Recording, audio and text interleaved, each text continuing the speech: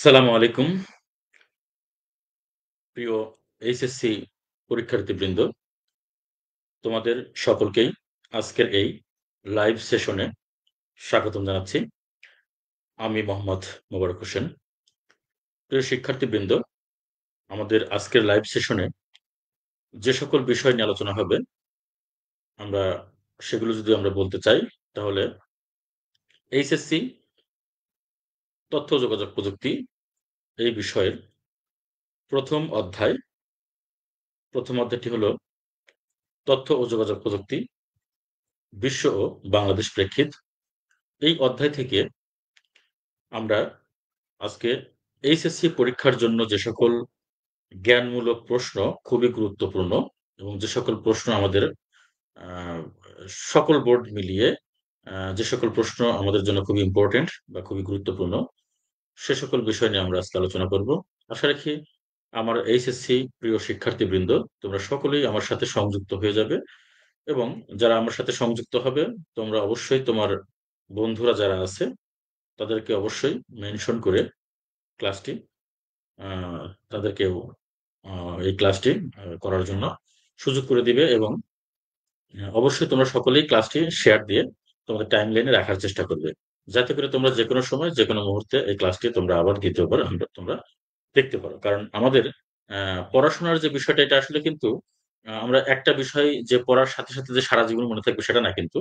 সেই পড়াটা যেন আমরা আ হয়তো ১ বার, ২ বার, ৩ বার এরকম দেখে সম্পূর্ণ অংশটা আমরা যাতে আয়ত্ত করতে পারি। কারণ কোন ব্যক্তিই এরকমভাবে সিওর বলতে পারবে না যে একবার দেখলেই বা একবার ক্লাস করলেই কোন একটি পড়া শতভাগ মানে একেবারে আয়ত্তে চলে আসবে। এজন্যই তোমরা সকলেই তোমাদের যে আ সা আইডি রয়েছে, সেই আইডিতে তোমরা একটি করে শেয়ার দিয়ে তোমাদের টাইমলাইনে রেখে দিবে। পরবর্তীতে তোমাদের তোমরা এখন ক্লাস করবে এবং পরবর্তীতে সেই ক্লাসটা যেন তোমরা বারবার দেখতে পাও, সেই ব্যবস্থা করে নিবে। এবং অবশ্যই তোমার যারা বন্ধুরা আছে সকলকে তোমরা ক্লাসটি মেনশন করার চেষ্টা করবে। তুমি নিজেও উপকৃত হও এবং তোমার যারা বন্ধু আছে তাদের সকলকে উপকৃত হওয়ার জন্য সহযোগিতা করো। আমি এটাই আশা করব। তো আ আমরা আজকে যে আমাদের এইচএসসি আইসিটি বইয়ের আমাদের যে ১ম অধ্যায় রয়েছে, সেই ১ম অধ্যায় থেকে যে সকল জ্ঞানমূলক প্রশ্ন আমাদের পরীক্ষায় আ খুবই ইম্পোর্টেন্ট। আমাদের ২০২৫ সালের যে এইচএসসি পরীক্ষা হতে যাচ্ছে। নট অনলি ২০২৫ সাল, আমার এখানে এমনভাবে জ্ঞানমূলক প্রশ্নগুলো সাজানো আছে যাতে করে এই জ্ঞানমূলক প্রশ্ন যদি কোন ব্যক্তি বা কোন স্টুডেন্ট আ বা কোন এইচএসসি পরীক্ষার্থী ভালোমতো বর্তমান যারা ১ম বর্ষে রয়েছে তারাও যদি ভালোমতো যদি আয়ত্ত করে এবং যারা এইচএসসি যারা সামনে ভর্তি হতে যাচ্ছ, তারাও যদি ক্লাসটি করো, আশা করি তোমাদের এই সকল জ্ঞানমূলক প্রশ্ন যদি আয়ত্তে রাখতে পারো, অবশ্যই তোমাদের এইচএসসি পরীক্ষা সেটা যে সালেরই হোক না কেন, তো প্রত্যেকটা জায়গায় গিয়ে তোমরা এই সকল জ্ঞানমূলক প্রশ্নগুলো তোমাদের জন্য খুবই ইম্পোর্টেন্ট। এবং এখানে এমনভাবে আমি এই জ্ঞানমূলক প্রশ্নগুলো সাজিয়েছি যাতে করে আমাদের এই ১ম অধ্যায়ের যে সকল প্রশ্নগুলো আমাদের আসার সম্ভাবনা থাকে, আ সকল বোর্ডের জন্যই, এখানে আমাদের যতগুলো বোর্ড রয়েছে, সকল বোর্ডের জন্যই একেবারে আমাদের যে মাদ্রাসার যে বোর্ড রয়েছে আলিম পরীক্ষার জন্য খুবই ইম্পোর্টেন্ট। তো আশা রাখি আমার প্রিয় শিক্ষার্থীবৃন্দরা তোমরা অবশ্যই ক্লাসটি অনেক মনোযোগ সহকারে দেখার চেষ্টা করবে। আচ্ছা, আমি একটু দেখার চেষ্টা করব আসলে এই মুহূর্তে আমার সাথে কারা, কারা সংযুক্ত হয়েছো।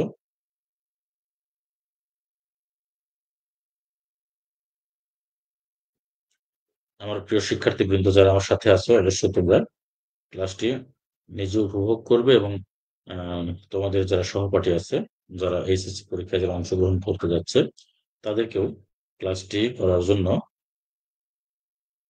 অবশ্যই তাদের মেনশন করে দিবে যাতে করে তারাও ক্লাসটি যেন করে উপকৃত হয়।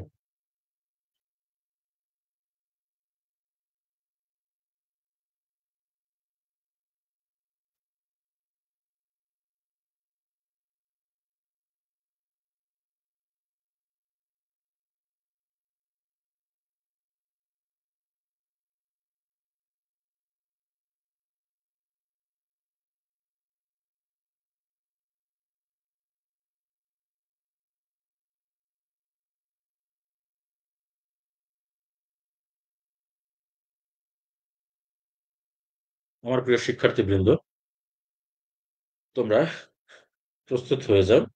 আমরা এখনই আমাদের আলোচনা শুরু করব। আমরা আহ একটু দেখি, আমরা চেষ্টা করি আমাদের যে গুরুত্বপূর্ণ যে বিষয়গুলো আছে সেগুলো আলোচনা করার। প্রিয় শিক্ষার্থীবৃন্দ, তোমরা দেখতে পাচ্ছ আমাদের এখানে আমি একটা স্লাইড শো করছি। তথ্য ও যোগাযোগ প্রযুক্তি ২৭৫ অধ্যায় ১, তথ্য ও যোগাযোগ প্রযুক্তি বিশ্ব ও বাংলাদেশ প্রেক্ষিত অধ্যায় ১ নম্বর, ICT world and Bangladesh perspective, গুরুত্বপূর্ণ জ্ঞানমূলক প্রশ্ন উত্তর।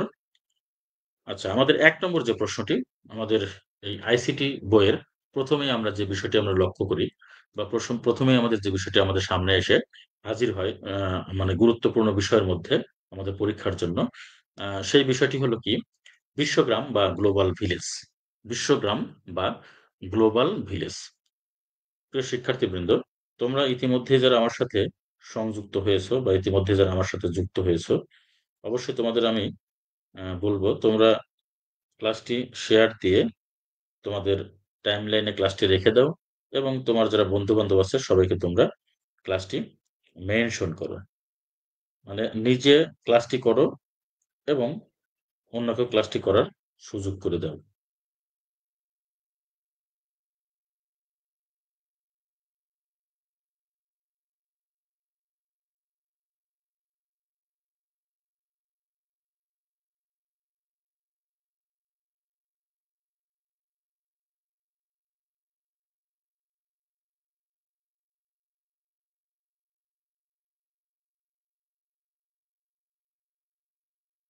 আচ্ছা, আমরা ১ম এই আমাদের যে প্রশ্নটি আমরা দেখতে পাচ্ছি সেটি হলো যে বিশ্বগ্রাম বা গ্লোবাল ভিলেজ কি? এই প্রশ্নটি আমাদের আ প্রায় আমরা দেখি আ আমাদের আভ্যন্তরীণ পরীক্ষায় তো আমাদের পরীক্ষায় আসে এই প্রশ্নটি। আ আমাদের যে কলেজ কলেজে একাদশ বলি, দ্বাদশ বলি, আ তারপরে আমাদের নির্বাচনী পরীক্ষা রয়েছে, মডেল টেস্ট পরীক্ষা রয়েছে। এ সকল পরীক্ষায় তো আমাদের এই প্রশ্ন তো এমনি আসেই। তারপরেও আমাদের বিভিন্ন বোর্ড প্রশ্নেও কিন্তু এই প্রশ্নটি সংযুক্ত করা হয়। আমাদের প্রশ্নটিতে বলা হয়েছে বিশ্বগ্রাম বা গ্লোবাল ভিলেজ কি? আসলে আমরা আ আমাদের এই যে তথ্য যোগাযোগ প্রযুক্তির যুগে আমরা পৃথিবীর যেকোনো প্রান্ত থেকে, যেকোনো জায়গা থেকে আ সেটা হোক আমরা এই মুহূর্তে হয়তো বাংলাদেশে অবস্থান করছি। বাংলাদেশের আ আ এ বাংলাদেশের আমরা যে প্রান্তে থাকি না কেন, বাংলাদেশের যেকোনো এক প্রান্ত থেকে বাংলাদেশের অন্য এক প্রান্তের একজন ব্যক্তির সাথে, তারপরে আমরা বাংলাদেশ থেকে পৃথিবীর অন্যান্য যে রাষ্ট্র রয়েছে, আমরা প্রত্যেকটা রাষ্ট্রের যেখানে আরকি আমাদের ইন্টারনেট কানেকশন আছে, প্রত্যেকটা জায়গায় কিন্তু আমরা যেকোনো ব্যক্তির সাথে, যেকোনো আ অবস্থার সাথে, যেকোনো পরিবেশের সাথে কিন্তু আমরা পরস্পরকে কিন্তু আমরা কানেক্টেড করতে পারি। আমরা কানেক্ট করতে পারি। ঠিক আছে? আসলে এই যে কানেক্ট করতে পারি, কানেক্ট করে আমাদের যে তথ্যের আদান-প্রদান, আ তারপরে আমাদের একে অপরের সাথে আমরা পরিচিত হই বা একে অপরের সাথে আমরা আলাপ আলোচনা করি। যেকোনো গুরুত্বপূর্ণ বিষয়ে আমরা একে অপরের কাছ থেকে আমরা উপকৃত হই। ঠিক আছে? এই যে একটা পরিবেশ, এই যে একটা অবস্থা, এটাই কিন্তু আসলে কি? এটাই কিন্তু আমাদের এখানে বিশ্বগ্রাম। আমাদের বিশ্বগ্রামের যে সংজ্ঞা সেখানে বলছে কি? যে বিশ্বগ্রাম বা গ্লোবাল ভিলেজ হচ্ছে তথ্য ও যোগাযোগ প্রযুক্তি নির্ভর এমন একটি পরিবেশ যেখানে দূরবর্তী স্থানে অবস্থান করেও পৃথিবীর সকল মানুষই একটি একক সমাজে বসবাস করার সুবিধা পায়। অর্থাৎ আমরা আ আমরা একটি সমাজে আমরা যেমন কয়েকটি পরিবার আমরা হয়তো আ বা ১০০ পরিবার বা ১৫০ পরিবার, ২০০ পরিবার আমরা একত্রিত হয়ে আমরা একটা সমাজে বসবাস করি। ঠিক আছে? তো ঠিক এইরকম মানে এখানে বলছে যে একটি একক সমাজে বসবাস করার সুবিধা পাওয়া যায়। মানে এখানে আমরা যেমন একটি সমাজে বসবাস করতে গিয়ে আমরা যেমন পরস্পরের কাছ থেকে আমরা যেমন আমরা সুবিধাটা পাই, তেমনি আমরা এই যে তথ্য ও যোগাযোগ প্রযুক্তির অবদান আমরা গ্রহণ করে আমরা এটা পৃথিবীর যেকোনো প্রান্ত থেকে যেকোনো ব্যক্তির কাছ থেকে আমরা আমাদের বিভিন্ন ধরনের আমরা তথ্যের কিন্তু উপকার পেয়ে থাকি বা আমরা তাদের সাথে কথা বলতে পারি, তাদের সাথে যোগাযোগ করতে পারি বা আমাদের ভাবের আদান-প্রদান করতে পারি এবং যেকোনো প্রয়োজনীয় আ আ জিনিস আমরা আ একে অপরের কাছ থেকে আমরা কিন্তু নেওয়া আনা করতে পারি। ঠিক আছে? এই যে সুবিধাটা, এই সুবিধাটা কিন্তু একটা মনে হয় কি যে আমরা এক জায়গায় অবস্থান করছি। এই বিষয়টি এখানে আরকি পরিলক্ষিত হয়েছে। এটা বলছে যে বিশ্বগ্রাম বা গ্লোবাল ভিলেজ হচ্ছে তথ্য ও যোগাযোগ প্রযুক্তি নির্ভর এমন একটি পরিবেশ যেখানে দূরবর্তী স্থানে অবস্থান করেও পৃথিবীর সকল মানুষই একটি একক সমাজে বসবাস করার সুবিধা পায় এবং একে অপরকে কি করে সেবা প্রদান করে থাকে। এটা হলো কি আমাদের বিশ্বগ্রাম বা গ্লোবাল ভিলেজ। তো আমাদের যদি কখনো প্রশ্ন হয় যে বিশ্বগ্রাম বা গ্লোবাল ভিলেজ কি? আমরা এতটুকুই উত্তর করব যে বিশ্বগ্রাম বা গ্লোবাল ভিলেজ হচ্ছে তথ্য যোগাযোগ প্রযুক্তি নির্ভর এমন একটি পরিবেশ যেখানে দূরবর্তী স্থানে অবস্থান করেও পৃথিবীর সকল মানুষই একটি একক সমাজে বসবাস করার সুবিধা পায় এবং একে অপরকে করে সেবা প্রদান করে থাকে। ঠিক আছে? এটা হলো আমাদের কি বিশ্বগ্রাম বা গ্লোবাল ভিলেজ। আমাদের এখানে অনেকগুলো প্রশ্ন রয়েছে। তবে যেগুলো আমাদের জন্য সবচেয়ে বেশি ইম্পোর্টেন্ট আমরা সেই বিষয় নিয়ে আলোচনা করব। আমাদের এখানে আমরা দেখতে পাচ্ছি যে আ যেমন স্যাটেলাইট কি? তারপরে ইন্টারনেট কি? তারপরে ইমেইল কি? তারপরে এখানে বলছে টেলিকনফারেন্সিং কি? ভিডিও কনফারেন্সিং কি? আউটসোর্সিং কি? টেলিমেডিসিন কি? তো এই সকল প্রশ্নগুলোর মধ্যে আমাদের যে প্রশ্নগুলো বেশি ইম্পোর্টেন্ট আমরা সেই বিষয়গুলো নিয়ে আলোচনা করছি। তারপরেও আ আমি চেষ্টা করব আরকি মেক্সিমাম প্রশ্নই আলোচনা করার চেষ্টা করব। তো আমাদের যারা শিক্ষার্থীবৃন্দ যারা আছো অবশ্যই তোমরা মনোযোগ সহকারে প্রশ্নগুলো একটু ভালোমতো আমার আলোচনা দেখার চেষ্টা করবে। আসলে যে আমি যে আলোচনা করছি, আমি এখানে যে আমার প্রশ্ন আছে, এখানে উত্তর আছে এবং আমার আলোচনা আছে। এই সবকিছু ৩ টি বিষয় মিলিয়ে যদি কোন স্টুডেন্ট ভালোমতো যদি সে আয়ত্ত করতে পারে, ইনশাআল্লাহ তার দেখা যায় পরীক্ষার সময় এই প্রশ্নগুলো খুব সুন্দরভাবে সে আনসার করতে পারবে। আমি আশা রাখি আরকি।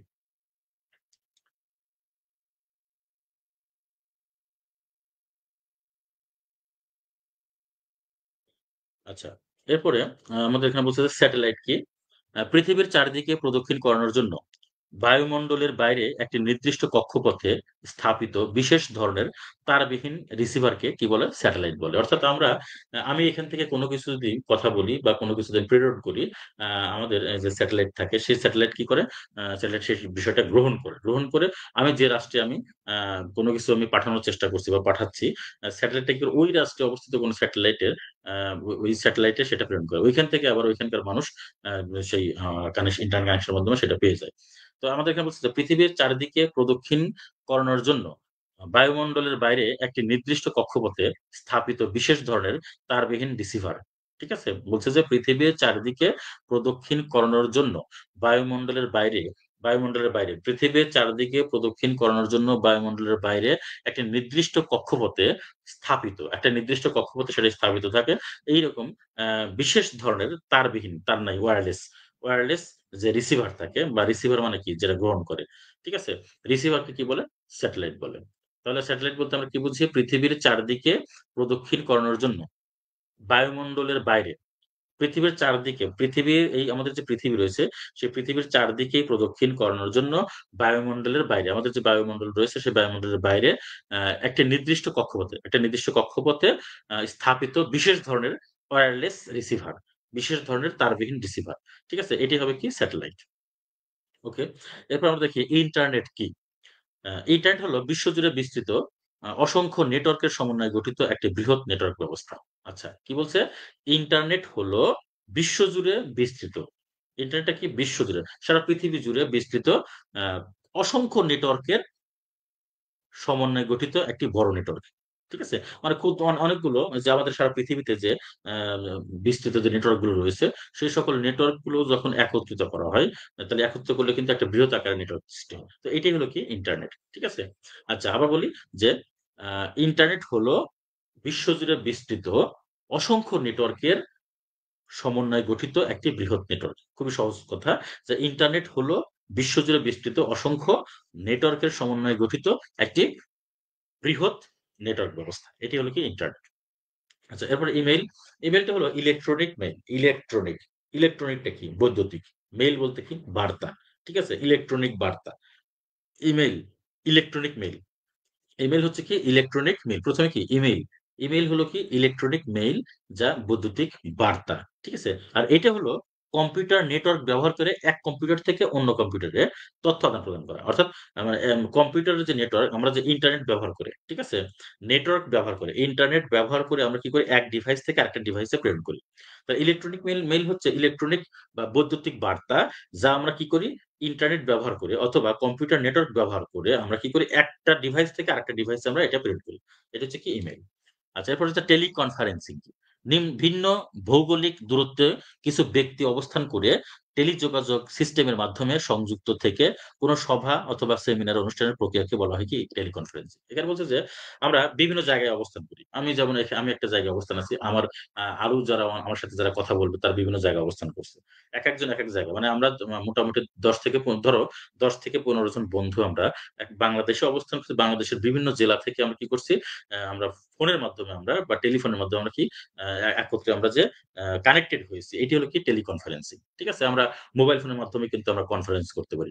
আমরা এই যে দেখা যায় আমাদের যে যেমনি মোবাইল ফোন যেটা, এই মোবাইল ফোনের মাধ্যমে আমরা মোটামুটি প্রায় ৮ থেকে ১০ জন কিন্তু ব্যক্তির সাথে কিন্তু আমরা একত্রে কানেক্টেড হয়ে কিন্তু আমরা কনফারেন্স করতে পারি বা আলোচনা করতে পারি। এটাই হলো কি টেলিকনফারেন্সিং। তাহলে কি বলছে?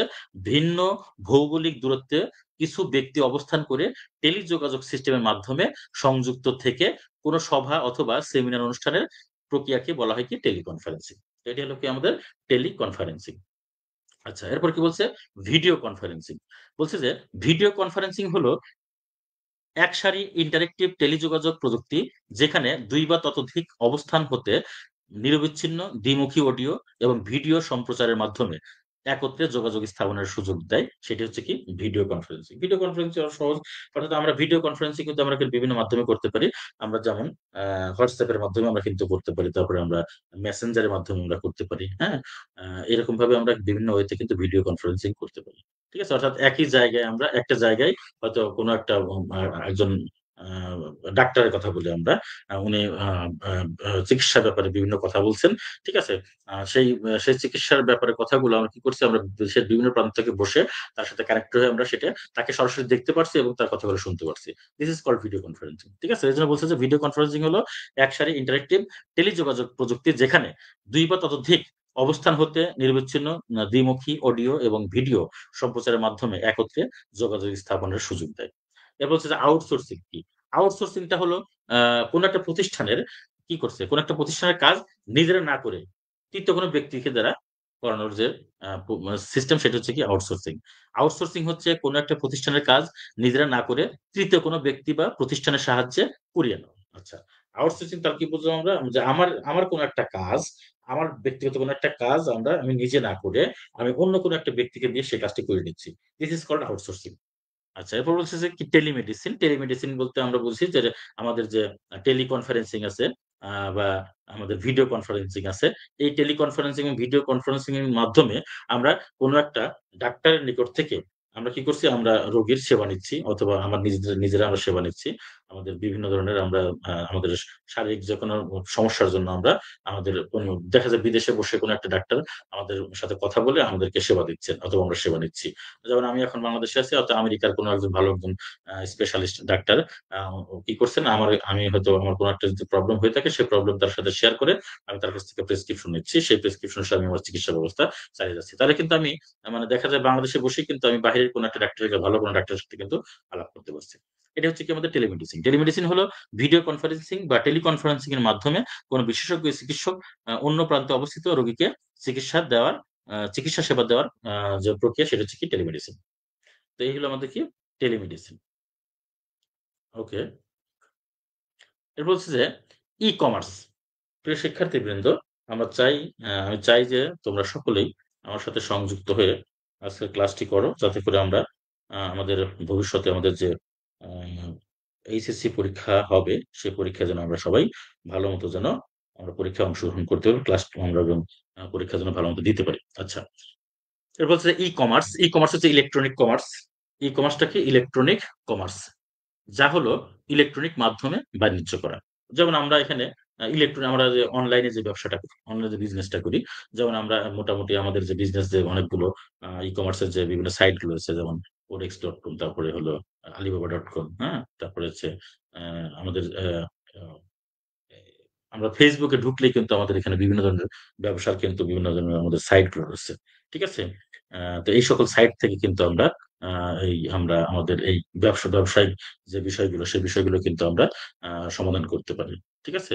তো এজন্যই আমরা যেটা বলি সেটা হলো কি ই-কমার্সটা আমরা খুব সহজে সংজ্ঞায়িত করতে পারি যে ই-কমার্সটা হলো কি ইলেকট্রনিক কমার্স। অর্থাৎ অনলাইনে ব্যবসা। ঠিক আছে? বা ইলেকট্রনিক মাধ্যমে ব্যবসা করা। এটা হচ্ছে কি ই-কমার্স। আমরা এতটুকু উত্তর করলেই কিন্তু আমাদের ই-কমার্সের উত্তর হয়ে যাবে। সহজ কথা ই-কমার্স হলো ইলেকট্রনিক কমার্স। আর ইলেকট্রনিক কমার্সটা হলো কি অনলাইনে বা ইলেকট্রনিক মাধ্যমে বিজনেস করা। এগুলো কি ই-কমার্স উদ্যোগ। ওকে, যে আমরা আমাদের তো ই-কমার্সের যে বিভিন্ন সাইট আমরা যেমন আমাদের দেশীয় বিভিন্ন সাইট রয়েছে এবং বাইরের বিভিন্ন সাইট রয়েছে। ইভেলি.কম, তারপরে দারাজ.কম, হ্যাঁ? তারপর আলিবাবা.কম। এগুলো হচ্ছে ই-কমার্সের আ বিভিন্ন প্রতিষ্ঠান আরকি। আচ্ছা, এরপর দেখো স্মার্ট হোম। স্মার্ট হোমটা আমরা খুবই সহজে আমরা এটা সংজ্ঞায়িত করতে পারি। স্মার্ট হোম হলো এমন একটি বাসস্থান যেখানে রিমোট কন্ট্রোলিং বা প্রোগ্রামিং ডিভাইসের সাহায্যে বাড়ির heating system, cooling system, lighting system, air conditioner, refrigerator, fire system ও সিকিউরিটি কন্ট্রোল সিস্টেম ইত্যাদি নিয়ন্ত্রণ করা যায়। অর্থাৎ যে স্মার্ট হোম হলো এমন একটি বাসস্থান যেখানে রিমোট কন্ট্রোলিং বা প্রোগ্রামিং ডিভাইসের সাহায্যে বাড়ির heating system, cooling system, lighting system, air conditioner, refrigerator, fire system ও সিকিউরিটি কন্ট্রোল সিস্টেম ইত্যাদি নিয়ন্ত্রণ করে। অর্থাৎ একটি এমন একটি বাড়ি হবে যে বাড়িতে সকল ধরনের সুযোগ-সুবিধা এখানে পাওয়া যায়। আমরা ইলেকট্রনিক বা তথ্য যোগাযোগ প্রযুক্তির অবদানের ফলে আমরা যে সকল বিষয়গুলো আমরা পেয়েছি তার মধ্যে যেমন আমরা বলতে পারি এখানে হিটিং সিস্টেম, তারপরে যে কুলিং সিস্টেম, তারপরে মানে কুলিং সিস্টেম বলতে এখানে ঠান্ডা হওয়া, লাইটিং সিস্টেম হচ্ছে ঘর সবসময় আলোকিত থাকবে। এরপর এয়ার কন্ডিশন যেটা আমরা এসি বলি, তারপরে রেফ্রিজারেটর আমাদের ফ্রিজ বলি, ফায়ার সিস্টেম বলতে এখানে যদি কোন ধরনের কোন আগুন লাগার সম্ভাবনা থাকে সেই আগুন থেকে যাতে আমরা বাঁচতে পারি। অগ্নি নির্বাপক যন্ত্র যেটা আমরা বলি। তারপর সিকিউরিটি কন্ট্রোল সিস্টেম এই সকল বিষয় নিয়ে হলো কি স্মার্ট হোম। প্রিয় শিক্ষার্থীবৃন্দ, আমরা আজকে ১ থেকে ১০ টি আমরা জ্ঞানমূলক প্রশ্ন আমরা আলোচনা করলাম। তো আশা করি তোমরা এই প্রশ্নগুলো এবং প্রশ্নের উত্তরগুলো ভালোমতো দেখার চেষ্টা করবে। ইনশাআল্লাহ আমি এর পরবর্তী লাইভ সেশনে আমি আবার ১১ থেকে আমি জ্ঞানমূলক প্রশ্নগুলো আলোচনা করব। আজকের ক্লাস আমি এখানেই সমাপ্তি ঘোষণা করছি। তো সকলের সুস্থতা কামনা করছি।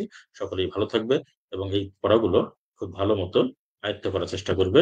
আ তোমাদের অবশ্যই আমি বলব তোমরা পড়াশোনা করো, তোমরা পড়াশোনা করো, তোমরা পড়াশোনা করো। পড়াশোনা ছাড়া কোনো উপায় নেই। পড়াশোনা করলেই তুমি ভালো ফলাফল করতে পারবে। পড়াশোনা না করলে ভালো ফলাফল করতে পারবে না। যে বিষয়গুলো পড়ালাম এই বিষয়গুলো খুব মনোযোগ সহকারে ভালোমতো বাসায় পড়বে এবং পড়ার চেষ্টা করবে। আর অবশ্যই তুমি তোমার এই ক্লাসটি তোমার শেয়ার দিয়ে তোমার টাইমলাইনে রেখে দিতে পারো। পরবর্তীতে ক্লাসটি আবার দেখতে পারবে। সকলের সুস্থ কামনা করে আজকের মতো এখানেই শেষ করছি। আল্লাহ হাফেজ। আসসালামু আলাইকুম।